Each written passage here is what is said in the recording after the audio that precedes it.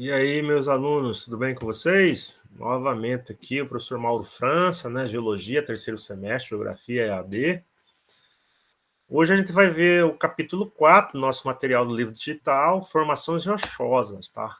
Qual que é o objetivo desse capítulo? Entender o processo de formação das rochas e compreender a classificação dessas rochas, tá?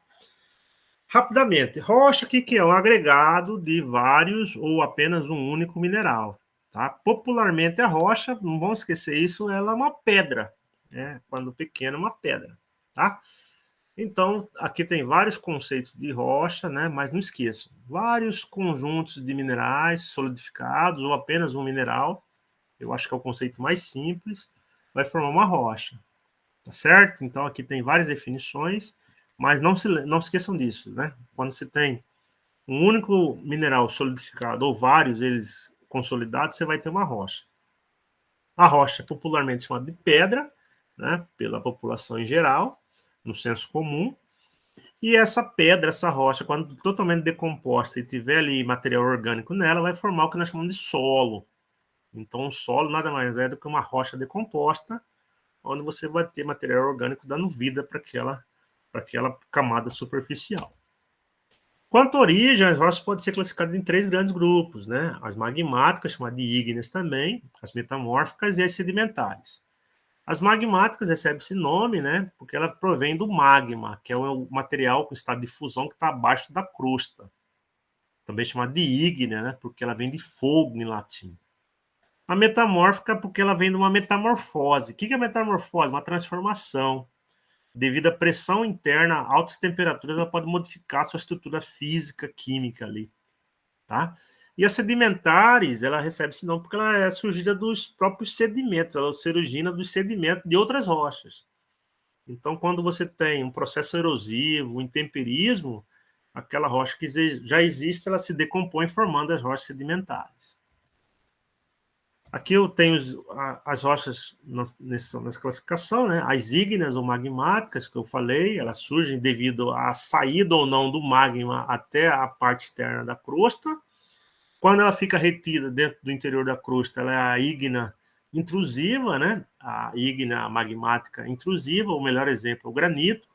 E quando ela extravasa, ela consegue sair através de uma erupção vulcânica, você vai ter a ígnea extrusiva, a famosa, o que é a magmática vulcânica, né? A ígnea vulcânica, certo? Aqui tem os exemplos, eu coloquei os exemplos aqui para vocês observarem, né? A ígnea intrusiva, ela é chamada também de plutônica, quando ocorre o quê? O magma tenta a qualquer momento sair, extravasar as demais rochas e chegar à superfície, mas ele fica retido. Com o tempo, lentamente esse magma resfria, formando o quê? Uma rocha ígnea intrusiva, plutônica.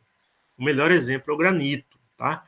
Muito utilizado na construção civil, principalmente na questão do piso, né? E a extrusiva é quando esse magma tenta, ele consegue sair. Ele sai rapidamente, né? Ele escorre ali aquela lava, né? Aquele magma. O nome popular do magma é lava, né? Não larva do mosquito da dengue, lava vulcânica. Ele escorre com o tempo, ele resfria, né? Aquela rocha derretida resfria, formando a rocha magmática ou ígnea extrusiva ou vulcânica, tá? Aí quando ele chega na superfície, formando o que? Formando essa rocha bastante escura, sendo a mais famosa o basalto. O basalto, quando entra em decomposição, ele tem muita riqueza que é proveniente da sua própria composição, que pode originar o solo fértil, né, chamado terra roxa. Aqui no Brasil tem esse solo, principalmente no sul do Brasil, muito fértil, devido naquela região ter no passado, né, uma quantidade grande de erupção vulcânica em tempos remotos no Brasil.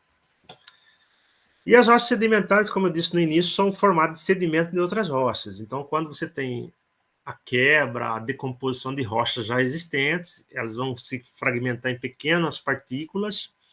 Essas partículas vão dar origem, né, à rocha sedimentar. Então, a rocha sedimentar é aquele acúmulo de sedimento de outras rochas, né? Então, aqui eu coloquei um exemplo aqui, argilito, calcário, carvão, conglomerado, areia, né? A areia mais comum é uma rocha sedimentar detrítica, né? O carvão no caso aqui é carvão mineral, é uma rocha sedimentar orgânica, né? Ou seja, O calcário é uma rocha sedimentar química, são tipos de rochas sedimentares que você tem na superfície devido a algum tipo de reação, né? A areia detrítica, porque ela se quebra em fragmentos, formando aquelas pequenas partículas. Ela e a argila, né? O calcário já é o que? Uma dissolução de sais, principalmente de carbonato de cálcio, e dá origem à rocha calcária. Por isso que ela é uma rocha química. E o carvão é o que? A decomposição de antigas florestas, né? Tronco, raízes, folhas. Aí você vai ter uma rocha sedimentar de origem orgânica, tá certo? Então, as rochas sedimentares, elas têm o quê? Uma característica de serem o quê? Formadas por sedimentos de material existente, ou orgânico, no caso do carvão, ou não orgânico, na maior parte deles, né? Inorgânicos, das rochas sedimentares.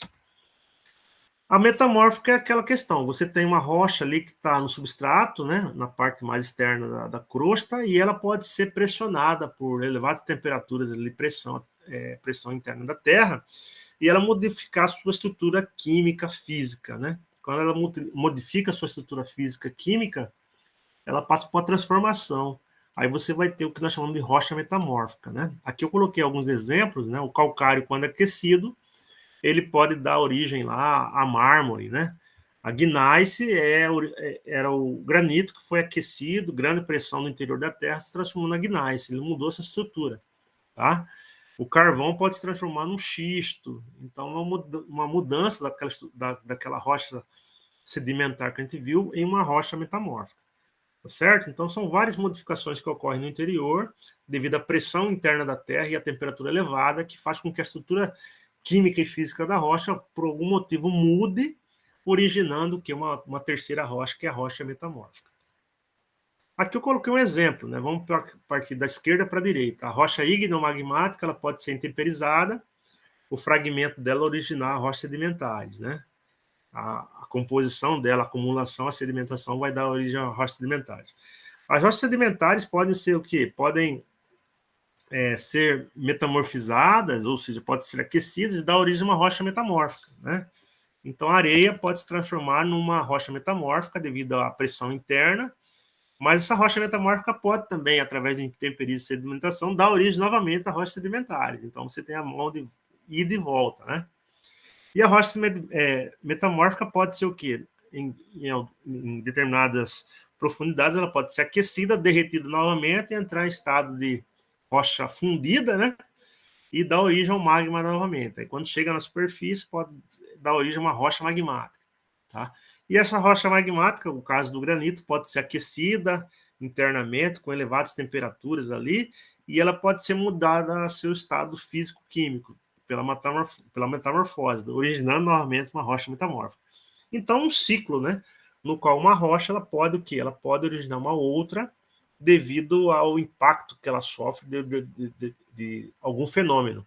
Ou fenômeno externo, intemperismo no caso, ou fenômeno interno, a pressão elevada, né, que ocorre dentro do manto, que é camada em contato com a crosta terrestre.